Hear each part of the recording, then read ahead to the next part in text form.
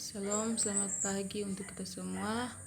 Di sini saya akan presentasikan hasil kerja saya yang topiknya tentang toksisitas logam berat arsen. Pendahuluan, pengertian logam berat.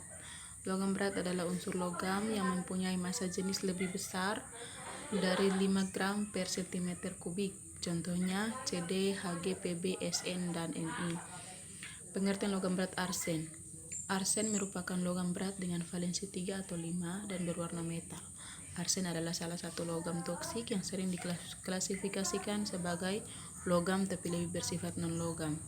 Logam arsen dikelompokkan menjadi dua, yaitu organik dan anorganik. Contoh arsen anorganik adalah trioksida. Contoh arsen organik yaitu pada sirup beras merah. Arsen organik biasanya digunakan dalam pembuatan insektisida atau obat pembunuh serangga.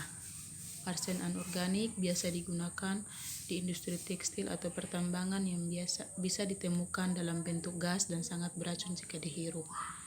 Sifat fisik dan kimia arsen memiliki simbol atom As dengan nomor atom 33, padat pada temperatur ruang, densitas 5,776 gram per cm kubik, titik didih 603 derajat Celcius, dan akan meleleh pada suhu 817 derajat Celcius, padat dan berwarna.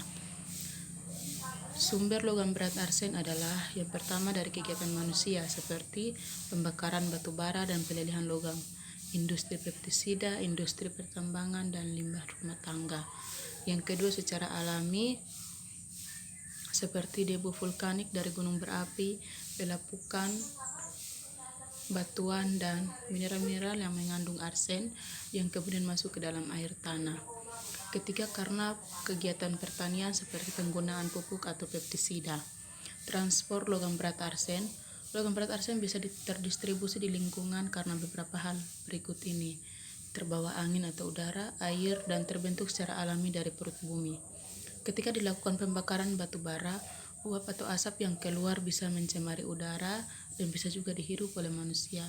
Ketika manusia menggunakan pestisida untuk membunuh hama, maka sisanya akan tersimpan di tanah dan ketika hujan turun akan terbawa ke laut.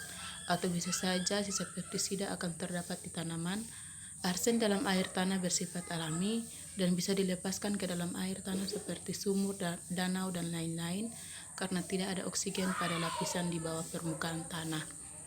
Transformasi atau perubahan. Transformasi arsen ketika berada di air tanah mengalami proses reduksi. Contohnya yaitu ketika garam arsen terurai dalam 4 jenis asam arsenik. Dalam kondisi reduksi yang sedikit, jenis asam arsenik atau As3+ dan HaSO3 stabil.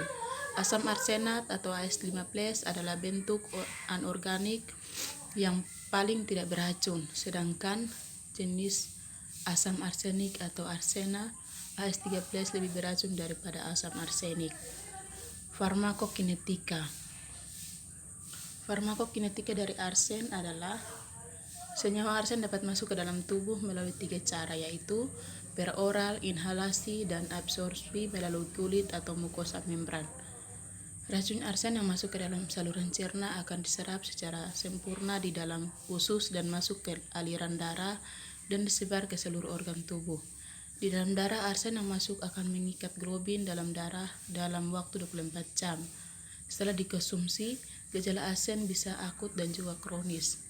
Contoh gejala akut yaitu bibir rasa terbakar, penyempitan tenggorokan, dan susah menelan. Contoh gejala kronis yaitu kelemahan dan nyeri otot, pigmentasi kulit, hiperkeratosis, dan edema. Cara menganalisis keberadaan logam berat arsen. Arsen berada di tanah, air, dan udara.